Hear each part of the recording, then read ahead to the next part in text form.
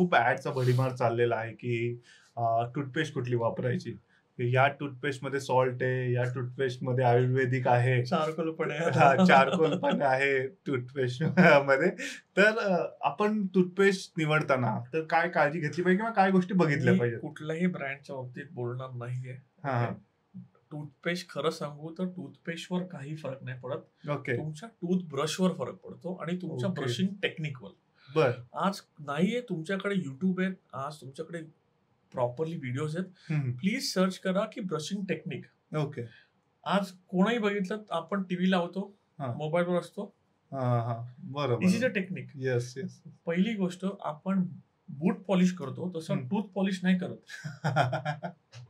आपण hard brush वापरल्यामुळे हां. आपले दात घासले जातात आणि ओके. त्याच्यानी सेन्सिटिव्हिटी म्हणतो आपण हां, सळसळणं ते हां. वाढतं. ओके. तुमचे ब्रश टेक्निक आज उभं आडवं हां, हां. आणि सर्क्युलर मोशन मध्येच हवे. ओके. सॉफ्ट ब्रशच वापरा कंपल्सरी. ओके. आज मीडियम म्हणा किंवा हार्ड म्हणा, इनफॅक्ट हार्ड ब्रश प्रोडक्शन करणंच ब्रश कंपनीने बंद केलं पाहिजे. हां, हां. तो खूपच तुमचे गम्स म्हणजे जे हिरड्या म्हणतो त्या पण घासल्या जातात, रिसीड होतात. ओके. आणि मग ती सवय लागते एवढी हार्ड ब्रश वापरल्यानंतर की सॉफ्ट ब्रश वापरल्यानंतर ब्रश करण्याचं फिलिंग येत नाही.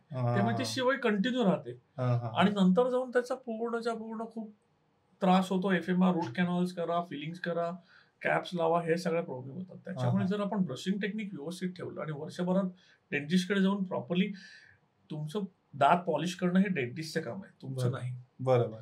तुमचं दात काम आपण दात स्वच्छ करतो ब्रशिंगमुळे. हां, हां. ओके.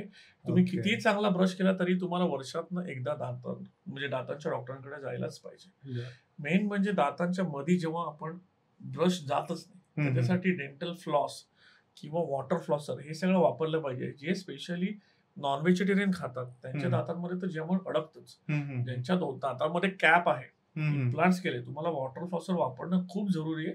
ओके. तुमच्या गम्स म्हणजे हिरड्यांच्या मजबूतीसाठी आणि हां, हां. तुमच्या फ्युचर दात किडायला नको म्हणून.